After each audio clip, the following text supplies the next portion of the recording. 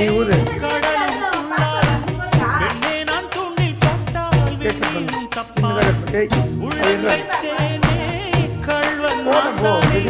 கள்வனை கொள்ளை கொண்டு கள்ளி